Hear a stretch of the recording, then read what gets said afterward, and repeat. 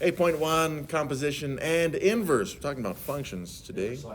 Composition of function is where you have a function within a function, which I say that out loud and maybe it sounds worse than it is. If you can do one, then you can do the other, all right? So this is demonstrating this is the notation right there. This is just telling us, don't do function f until you've done function g first. That's it. And this is kind of an order of operations things that it's showing right here, right? Because you'd have to do the parentheses first. Now you could say, well, there's parentheses there. That's true. But once you finish with those parentheses, then you can work within those parentheses. That's where you get that g of x. You have to do that first, and then you can do f of x. If the letters were switched, then you'd have to do f first and then g second. Okay, so the order is crucial because like you can see right here, this one says f of x equals x minus 2. G of x equals 5x. So f of g of x is telling us to do g first, right? That's why we've changed the format to something hopefully a little bit more recognizable. Okay, so g of x, though, is up here. It's showing 5x. So I don't really want to see this in function notation. I can actually change g of x into 5x. Essentially, this is substitution, going back to systems of equations, or just u substitution. We're changing g of x into what it is. That's 5x right here. Since we have f of 5x, f of x was x minus 2. So here, this is x minus 2 for f of x. But instead of the x that we had, we've changed it with what g of x was. So the final expression, or really equation, function notation, let's see if we can do this. You'd have f of g of x equals this stuff. And I'm going to keep the parentheses just because it's in the slide right there. But this is what you end with on this stuff, okay? Now, could we find a value of x? Yeah, you could say, well, what if x is 2? Sure, you could figure that out. What if x was 1.5? Yeah, you can work there. But it's important to remember, it's not really an order from left to right on this. You start with the one on the right and then do the one on the left. And just reading this as well. This says f of g of x. So we have to be able to at least read it. All I'm showing here is just, this is what it looks like, this is what you can expect. Now that we've seen the notation, now we have to be able to work with this stuff. That's more abstract stuff, but here this is more direct. So we have f of x equals 3x minus 8, and g of x equals 5 minus x squared. We're going to do f of g of 0, and then we're going to switch them down here. This is a separate problem, but then we'll do g of f of 0. So we're going to start with g of 0 first. Okay, so remember, you always start with the one on the inside, just kind of like you would an order of operations. So g of 0 would be, see that's 5 minus x squared. So instead of x, we're gonna replace the x with 0 because we actually do have an x value now. Okay, so working with this, g of 0 then equals, that'd really just be 5 minus 0. So g of 0 is 5. So like we see, if you were to use a machine on this, you'd put in 0 into g, it spits out a 5 from this function that it was doing. Okay, now going back, we really wanted f of g of 0, so I would look at it like this, and I'm going to put the whole thing in the f function, okay? But really, we want what's g of 0 spit out, which was 5. So this is really what we were finding. G of 0 right here, it spit out 5, so really I just want f of 5. So looking at function f, that would be 3x, but now instead of x, I've got a 5, and then minus 8. You put that in the calculator, you get f of 5 equals, that'd be 15 minus 8, which is 7. And this 7, that's what f of g of 0 equals. We could even go back here and say, well, that just equals 7 if you wanted to. It's up to you. So the next one we got f of 0 first. Okay, so that means I've got to first look at f of 0. And the f function said it was 3x minus 8, so now it's 3 times 0 minus 8. Remember, this is a separate problem. So this means f of 0 equals negative 8. All right, so that's what f of 0 is. So let's show this a little different. Okay, so we had g of f of 0. But now, instead of f of 0, we actually know f of 0 equals negative 8. So I'm looking really now for g of negative 8, which is, that was 5 minus x squared. That's negative 8 squared. If you're putting this in the calculator, make sure you put parentheses around your negatives like this. And then you got g of negative 8 equals, that'd be 5 minus 64. That's a nice number, negative 59, I believe. And then it looks like that's the number we would put into the box for this one.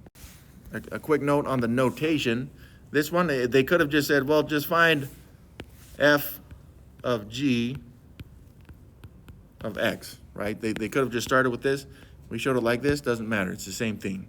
Same with this one. This one, the second one, this would have been g of f of x, and that's fine too. You're going to see problems with tables like this. And the first one here says f of g of 6, but we got to use the table. So the first one, if you can just ignore, just to start with, the f part, the f function, and just look at g of 6, just start with g of 6 first, all right? So I'd say, well, this is telling us that x equals 6, which is right here. Okay, now that's for my g function, which tells us that the corresponding y value is 7, meaning g of 6 equals 7. So this means, so we have g of 6 equals 7, which would be kind of like an ordered pair, right? 6, 7. But now, instead of f of g of 6, I now have instead of g of 6, it's now f of 7. So this is telling us for function f, I need to find where x equals 7. So I see x is 7. I'm looking for my f function now, which shows its corresponding y value is 4. So f of 7 equals 4, which means that f of g of 6, g of 6 became 7, so f of 7 is 4. That is all. The next one, this has function f twice, and that's okay. But again, let's just start with the first one. Let's start with f of 8 right there. So again, this tells us that x equals 8 first for this first function for f of 8. Okay, I don't care about the second function right now. I'm just focusing on the one in the parentheses, f of 8. Well, it says 8 right there. The f function is showing a 0 value. That means f of 8 equals 0, which means now I've got a function f. Instead of it being function f of 8, I now know function f of 8 is 0. So in the end, now that I've done one, I now know I'm just looking for f of 0. And so again, this tells us here that x equals 0. So I find x is 0 right here. Its corresponding f function value would be 2. Done. This one we got f of g of 3 and then g of 1. But again, the process is still the same. So we say, let's start with this g of 3 right here.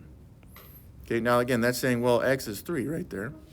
So I say on my g function, I see this is my g function graph right there. I see the x is 3 here, and its corresponding y value on the graph is 0. That would be the ordered pair, 3, 0.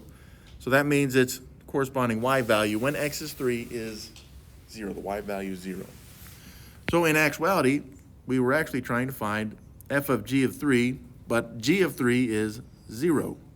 So now I would want to find f of 0, which tells us we're looking for the y value when x is 0. But it's on the f function now.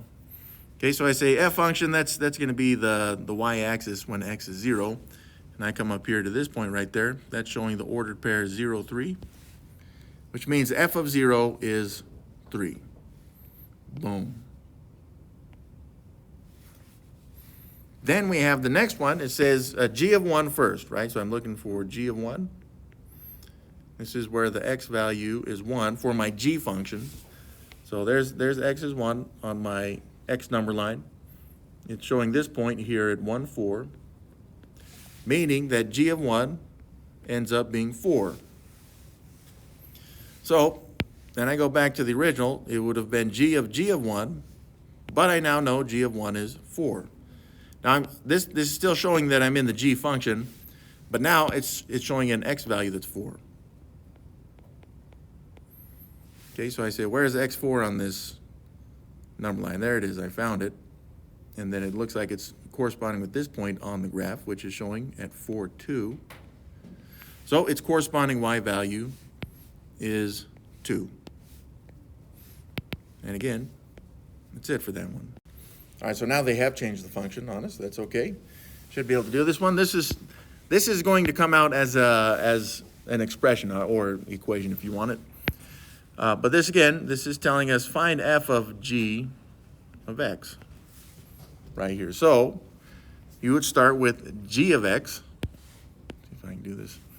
G of x, which is showing here, which means really instead of it showing as g of x, it'd be f of what g of x is, and that's showing x minus 2. So I'm replacing g of x with what it equals, and that's x minus 2. Again, this is a substitution thing, whether you're looking at systems of equations or u substitution.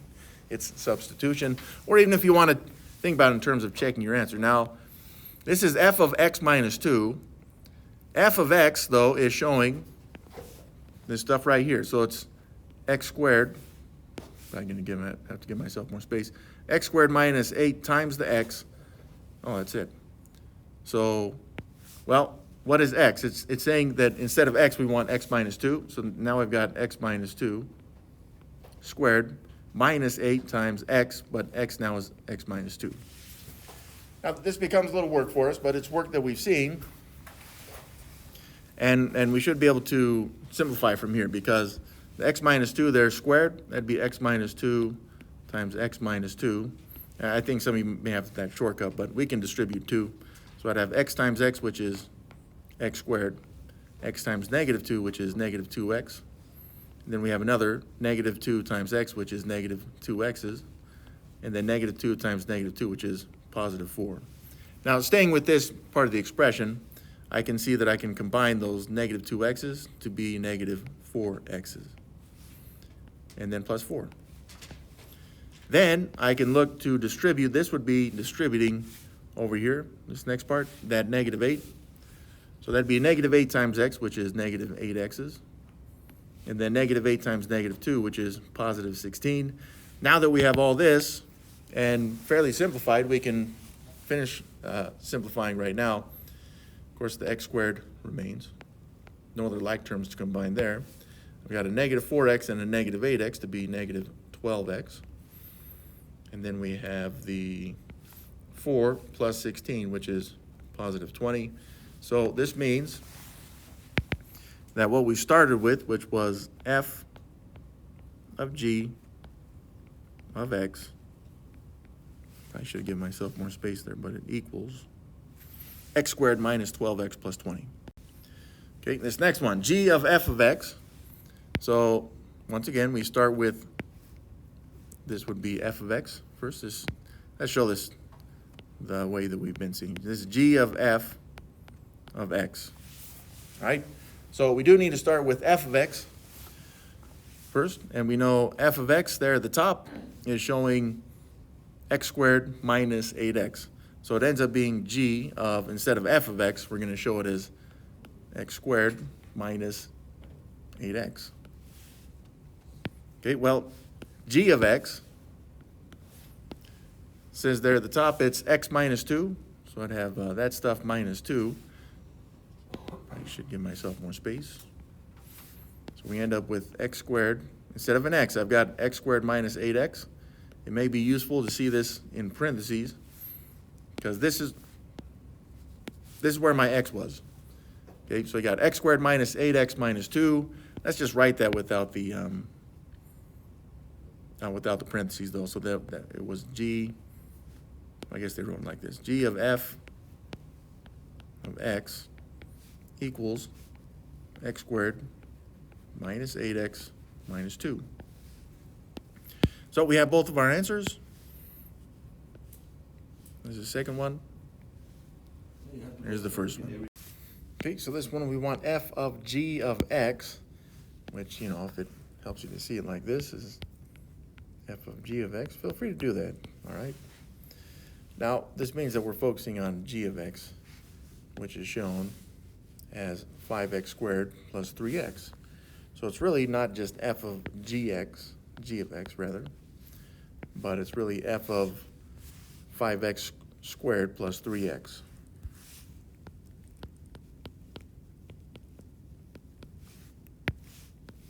Okay, now what we also see is that f of x is 5x plus 5, and I've put some extra space there on purpose. But that means that the x now, instead of it being an x, becomes 5x squared plus 3x. And at this point, it really becomes a expression to simplify. So I would distribute the 5 in here. So that'd be 5 times 5x squareds would be 25x squared. Then you'd have 5 times 3x's, which would be positive 15x's. And then we still have that plus 5 there at the tail end of that. I don't see that this can be simplified any further, which means that 25x squared plus 15x plus 5 is actually f of g of x. So one-to-one functions, the function has each x value input paired with only one y value. This is what we call a function first. Okay, so I mean that's why it's one-to-one function. It has to be a function first. Okay, which means that for every x value that you have, it can only put out one individual y value. Okay, so if you have an x value that's putting out different y values, it's no longer a function. It can't be qualified as a one-to-one function either. If you see that it is a function first, which you should check, then you see if it's a one-to-one function by seeing if each y value also has only one x value of output. So to go back real quick, in the past what you saw was if you had like 1, 4 like this, and then later if you had 1, 5 like this, it is not a function because in this one you're putting in a 1 and then out spits a 4. Now you come back, you put in a 1, out spits a 5. You never know if you're going to get a 4 or 5 if you put in a 1. And yeah, there could be other ordered pairs associated with this. In order for it to be a function, if you put in a 1, it has to spit out the same value, whether it's 4 or, I mean, it could be 14 as well. Doesn't matter. Whatever you put in, you have to know what's going to come out of that machine. Otherwise, it's malfunctioning, and then it's not a function. So first, it has to be a function. After you see it's a function, then you got to check your y values as well. So if I had these two ordered pairs, 114, let's say 114 again. Now let's say we had another ordered pair of 514. Okay, this is a function. It is not one-to-one because even though every time I put a 1, it spits out 14, and every time I put a 5, it spits out 14, that's fine to be a function.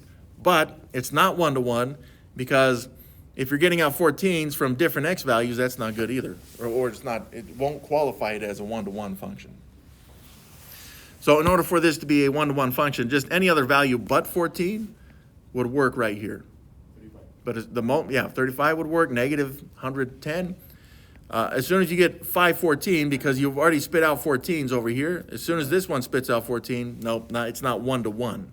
So it could still be a function, but it may not be one-to-one. That's what you got to be careful about. So determine if the tables are one-to-one. So remember, I'm going to check first if it's a function, meaning I'm going to focus first on my x values. And on this one, I see an x value that's 10, and then it spits out a 6.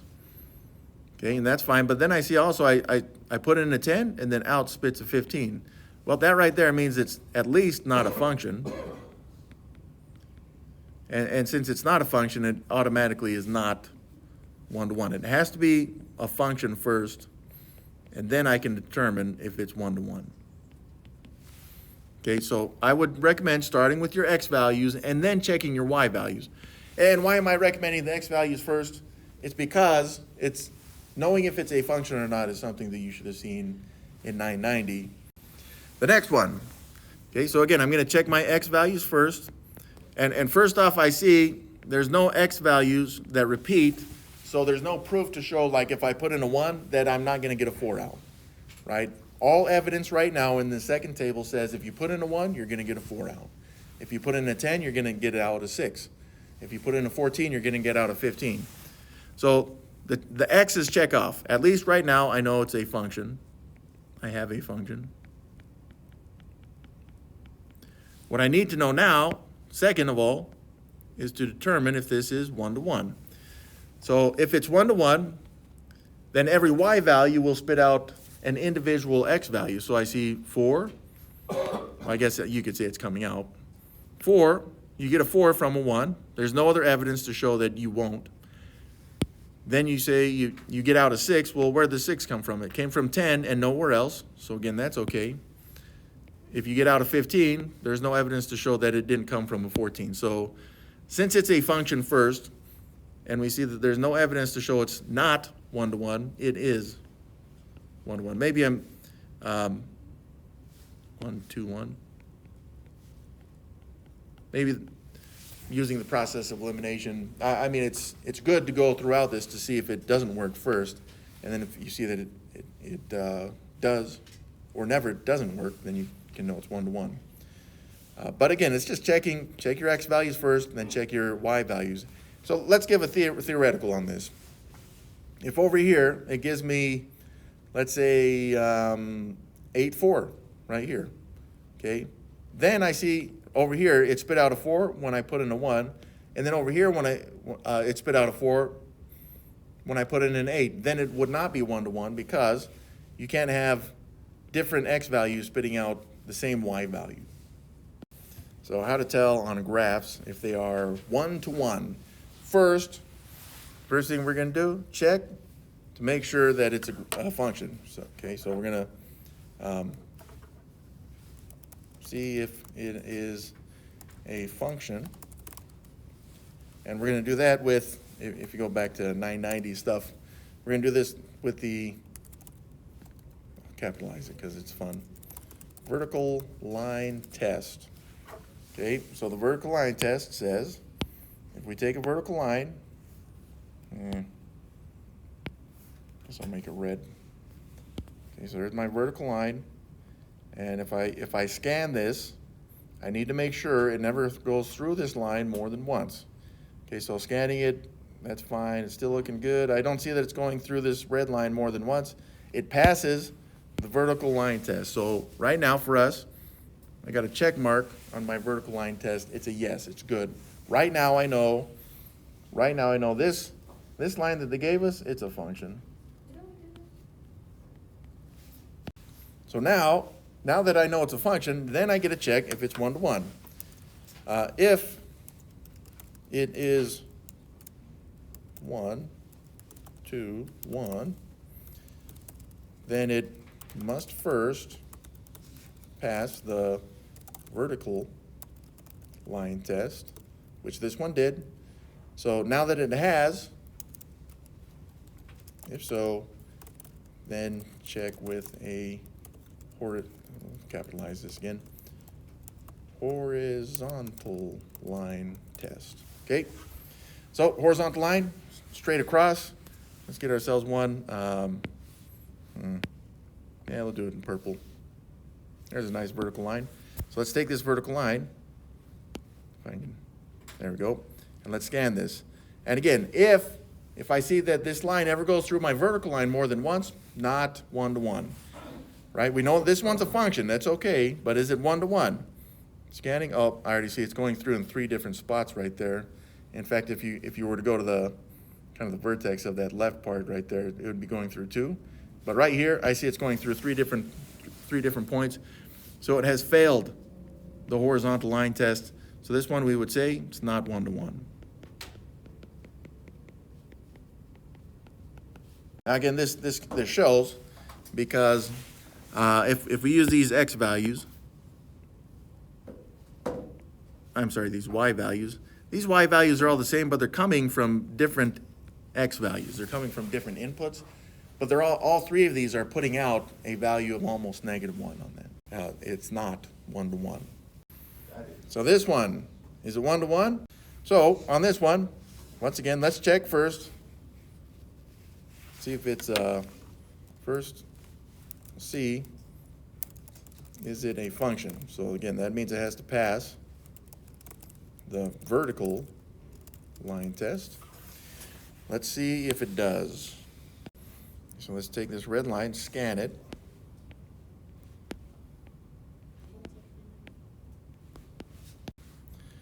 All right, so I got my, it wasn't letting me grab, there we go. Okay, so I'm gonna scan this. I see it's never going through this red line more than once. Boom, it passes the vertical line test. Okay, so then let's check second for 1-to-1. Is it, because it has to pass the first if it's a function, is it 1, 2, 1? So it needs to pass the horizontal line test.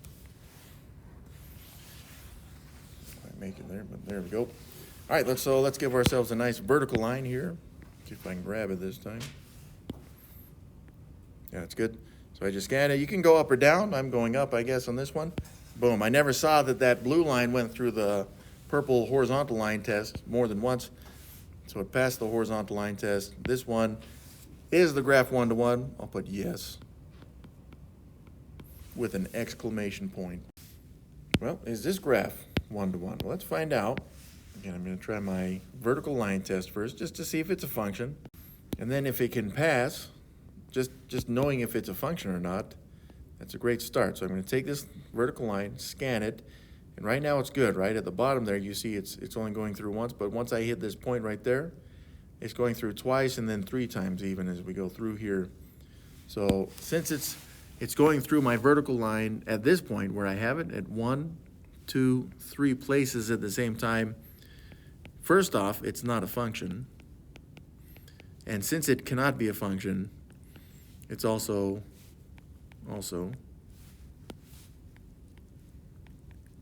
not 1-to-1. Inverse functions are denoted with a -1 looking exponent, but that exponent does not mean that it is a negative exponent. It's just telling us that you're looking at a inverse function. So sometimes they'll show it as y to the power of -1. I know we've seen that in the exponentials unit, but now when they want to show that a function is inversed, usually they will show like this, f of -1 of x. This is just telling you that we need to invert the function. Okay, so inverse, we know what inverse operations are, right? Positive, negative, multiplication, division. You have exponents with roots. Inverse functions means that what you start with, you're gonna have like a y equals some x stuff. You need to take all your y's and replace those with x, and you need to take all your x's and replace those with y's, and then solve for y. And it's going to be so much fun. So that's what a inverse function is. That's what it's saying right here. Exchanging all your x's with y's, then manipulating to solve the equation. That's like a literal equation. So again, just keep in mind when you see this, because we get so trained with the exponent stuff that we're like, hey, this is to the power of -1, so you just flip it as a fraction. No, you're not flipping it as a fraction. You're flipping essentially the variables in that. Algebra to find the inverse function. No problem, I got it. So on this one, I would rather look at this as y equals, just because I don't want to be replacing f of x stuff in there. Okay, so this is the same function that I just wrote, not the inverse function. If I want the inverse function, then wherever I have a y, I'm going to replace it with an x. And wherever I have an x, I'm going to replace it with a y. So this then becomes x equals 9y plus 6. And then we, just like we saw in that last slide, then solve for y. Okay, so if I was to solve for y, and you may do it differently, I suppose, but I would use some principles of equality. Some students would even want to switch the sides on this so it's y equals. Doesn't matter. So I'm going to subtract 6 from both sides. I'm keeping this minus 6 separated from the x because they're not like terms that I can combine. So then I've got negative 6 and a positive x, and then this would equal 9y because we've zeroed out the 6 as planned. The last thing we want is for the 9 to not be a 9. We'd like it to be a 1. So I'm going to have to use another principle of equality here to divide both sides. Well, all the terms, I suppose, by 9. You could just divide both sides by 9. So the negative 6 over 9, that's going to simplify to negative 2/3. Then I'm going to show this as a positive 1/9 x. You could show it as x over 9 if you wanted, but then we get this equals y. Now this is my inverse function, so I need to indicate that it is an inverse function here at least. Some students would say, well, you should have shown that throughout. That's fine. Once we switched the x's and y's, then you can show that inverse function. You know, I was skipping that just so it doesn't not get confused as an exponent. But in the end, we definitely need to see that. And if you wanted to see it in function notation, you could, as f inverse of x equals, we have negative 2/3 plus 1/9 x. Same exact thing. Same idea right here. We're going to take, I'm just going to show this as a regular equation. So instead of it being a function notation, just regular old-fashioned equation notation, y equals 3/5 x. This is kind of like a y equals mx plus b thing. But if I want my inverse, which I do, I'm going to take the y, I'll replace it with x, and the x I will replace with y. And again, if you want to show that it's an inverse, that's fine. But then it becomes x equals 3/5 y. This one's so close to being its inverse function. I'm going to do it in 2 steps, although you could do it in 1, kind of. But I don't want to be dividing by the fraction in this one, so I'm going to multiply both sides by 5, and what this is going to do is it's going to make that divide by 5 go away. So then I have 5x equals 3 times the inverse, and then I would divide both sides by 3. Then I would have, I'm going to show it as 5/3 x's equals my inverse y. But again, you could show this as in function notation, inverse function of x equals 5/3 x. Either one of these works. All right, graphs of inverses, okay? So if they give you a graph and they want the inverse, all they're saying is that you're going to flip the x's and y's. So if you haven't, I'm talking about ordered pairs, by the way. So if you were to start with this point, 5, -2, it would have an inverse corresponding point at -2, 5. All we did is switch those two values. Don't worry about positive or negative, just flip them. That's all you're doing. Now, it's true that the inverse of exchanges x and y, that's true, but it's kind of like it mirrors itself over the line, and this, I don't think it's really crucial for us today, but it flips over the line, y equals x, okay? And if you were to look at a graph that was proportioned well, I'm not saying this one is, but it would be kind of like the diagonal line. Eesh, I'll try to do this with technology because my drawings suck, but it has to go through the origin, right? And then it flips. So what I mean by that is if I had a point over here that I started with, its inverse would be over here, and vice versa as well. Okay, so, or if I had a point right here, it would flip over that line right here. Okay, I'm saying flip, but it's mirrored. I think you guys prefer that word, mirrored. It's mirrored over that line. So on this graph, we have this this line right here. That's the line of reflection, or the mirroring line. So everything that's on one side just gets mirrored over that line. It's just diagonal now. So it's kind of like the axis of symmetry for our parabolas, but now it's diagonal. Okay, so it says sketch the graph and the inverse. No problem. Right, this one is already in slope-intercept form. You could just use the table if you wanted to, but I'm going to use slope-intercept form. I have my slope, and I'm doing slope-intercept really because it's kind of like a review. My slope is showing as -3 over 2. This is rise over run. So the 3 that I've assigned the negative to, it says down 3 because it's negative, and then the 2 is positive, so I'm going to go to the right 2. That's my slope. Then I have my y-intercept, which is showing as just -6. That's the ordered pair 0, -6. So that I have this much information is great, because with this, I can now graph the line. All I need first is my y-intercept. So let's get this on there. 0, -6. Boom, I found it. I'm sorry, what did you? Now the slope says down 3 to the right 2. So I go down 3 to the right 2, and I get this point. That's all I can fit, but I can go to left, actually. I can go left 2, up 3. To get this point, left 2, up 3. There it is. Left 2, up 3. I think I can fit a couple more. Let's see. Left 2, up 3, left 2, up 3, boom. So I get this line right here. This is my original line. So let's get this on the graph. I will draw it in red. And I will use technology. There we go. It's not too bad. It's not great, but it's not bad. Okay, so this is the line. Now it's going to reflect over this blue line of reflection, mirroring line, whatever you want to call it. And then, like I said, you're kind of looking at each of these ordered pairs, and then you can flip them, right? But I'm going to use the equation for it. So a couple different ways. You could look at all these ordered pairs that we have on the graph. You could invert them, so you're just switching the x and y values, and then you could get a new line, something like this one right here. But I'm going to use the equation. Okay, so I need my inverse function. I'm going to start with my regular function, and then I'm going to replace the y with an x, and then the x with the y. Everything else stays the same, so it equals -3/2. Now it's times by y, and then -6. But now we need to solve for the y value. So let's get started there. With principles of equality, I would add the 6 first.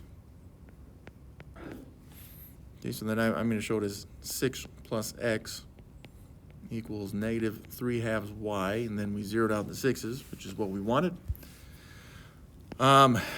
So kind of like I did the last problem, I'm going to do this in 2 steps. Some people would just say I'm going to divide everything by -3/2, and some of you guys have your rules for that, but I'm going to assume that we don't remember that stuff. So I'm going to just multiply both sides by 2 like this. Now what that does is it gets rid of that divide by 2, and it just leaves me with -3y's. And then I've got 2 to distribute on the left side. So that's 2 times 6, which is 12. 2 times x, which is positive 2x's. So some of you may have gotten the final equation here if you had divided everything by -3/2. But again, if we don't remember that, then doing it in 2 steps is fine. Last of all, I need to divide all the terms by this -3 here. Okay, so 12 divided by -3 is -4. 2 divided by -3, I'm just going to show that as -2/3. That's how many x's I have.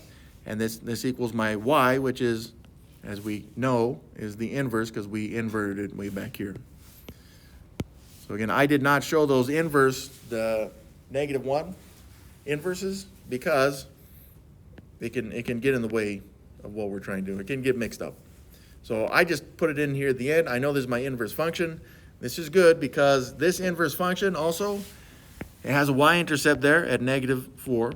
It's kind of in b plus mx equals y format, but I now have a y-intercept here at 0, -4, which I can put on the graph.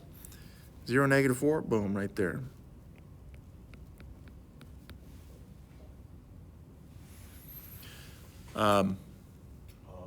And then I've got my slope for this one.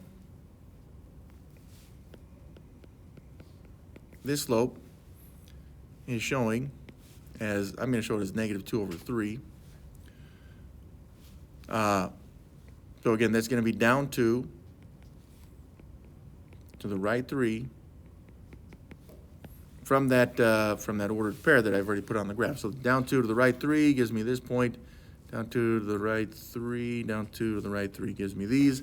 I can go to the left as well, so that'd be left 3 up 2, right there. Left 3 up 2, left 3 up 2, left 3 up 2, and we get this line. I'll do this one in green. Yeah, something like this. Where's the zero. Now, did we get any inverse values? Because we should have. Okay, so if you looked at the original y-intercept here with 0, -6, its inverse would have been over here at -6, 0, which is showing on the graph. And if you would have taken our second y-intercept, the inverse is y-intercept, and inverted that, you would have gotten this point right here at -4, 0. So it looks like at least these values check off, but all the other ones should as well. Like having this point at 2, -9, you should have something at -9, 2, what am I thinking? -9, 2, and all of these should be inverted in terms of their ordered pairs. So this problem is not asking us to graph the inverse. You can if you want. I'm not going to. I'm just going to use the ordered pairs to fill in the values for the inverse. So the function is showing in the graph right here. This is f of x. So these first two values are just f of x's right there. So when it says find f of 0, that's just saying, well, when x is 0, what's its corresponding y value? That's this ordered pair, which you could show as the ordered pair 0, 1, right? Because x is 0 there. So f of 0 equals 1, and again, that comes from the ordered pair 0, 1. And we're going to need that. But the second part, it says f of x equals 0. This is saying that y equals 0, which is really the x-intercept. Okay, so whatever this is, whatever the x value is, we know that the y value has to be 0. So that's an x-intercept, which we can see on the graph right here. That's where the y value is 0. But its corresponding x value I can see is 3. So if that's the case, then the x has to equal 3. So we get that ordered pair 3, 0. So when it wants the inverse of these, okay, so f inverse 1, this is saying when x is 0.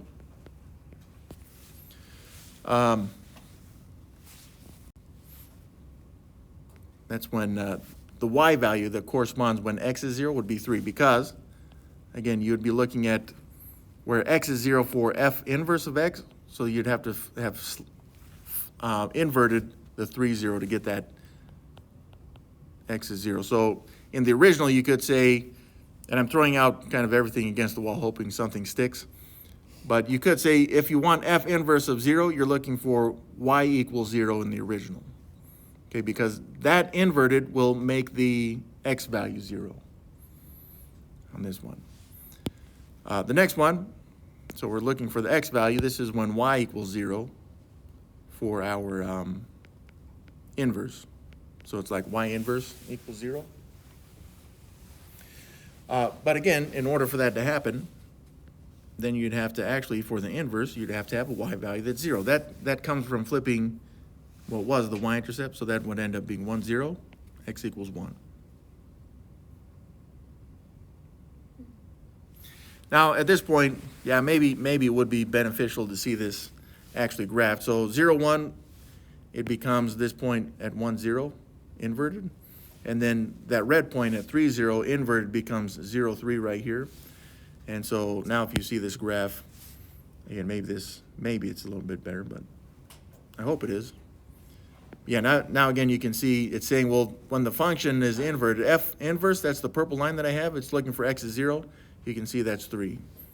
Or when f inverse of x equals 0, that's saying the y is 0, and then you can see that's at 1, 0. That's the graph of f of x equals 3x minus 2 with the graphs of its inverse, and then we'll do g of x as well. I'm going to ignore the second part right now, just focus on your f of x's. Okay, so just see if we can invert this. Let's figure out which one of these is f of x. So that says it's, I'll do this one in red. Oh, I guess I'll do it in purple. Hint, hint. So this one, I see I've got a y-intercept. A y-intercept at 0, -2. Now, even just that information right there is enough to see that I'm looking at this purple line right there, because it's the only line that shows a y-intercept of -2.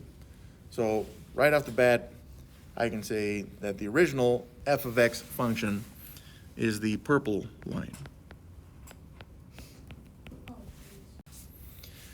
Now, it doesn't want, with the graph as inverse, let's figure out what f inverse of x is. So let's look originally at f of x. So I'm going to show it as y. But again, this is my f of x function. It's showing as 3x minus 2. Now again, we would replace the y with x and the x with y. You can show the inverse there if you'd like. But at this point, we're just solving for our y value. So now I would add 2 to both sides. Ran out of space, but that'd be 2 plus x Wait, what's happening here? equals 3 times the inverse of y. And then we would divide all the terms by 3. So I end up with 2/3. Plus, I'm going to show this as 1/3 x.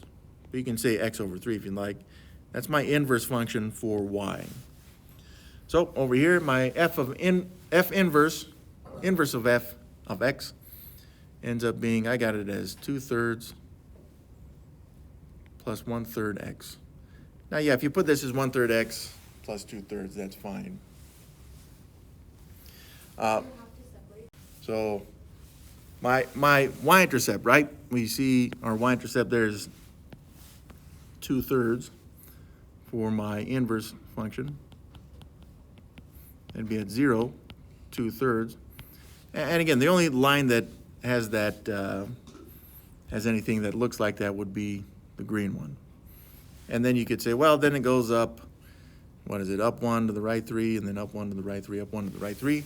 That's fine. Either way, I see that inverse of f is the green line. So another way you could have done this, just with the information that's given, is since you know that the y-intercept of the original f of x was 0, -2, you know that the inverse function, it's not the y-intercept, but it would give you an x-intercept because then you would have -2, 0. And it's showing that the green line also goes through -2, 0. So you could have just used the y-intercepts to determine the different lines. I thought it was good practice to go through this, though. On this one, for g of x, okay, so again, if we just look at the y-intercept, that should be enough to tell which of the lines is which. And this is showing a y-intercept of 0, 3, which is on the black line right there. So g of x is the black line. Now, of course, just from the order of the process of elimination, we now know that g inverse of x is red. But again, you could have said, well, I know my x-intercept then for my g inverse. My x-intercept would have been 3, 0, which the red line is showing right here.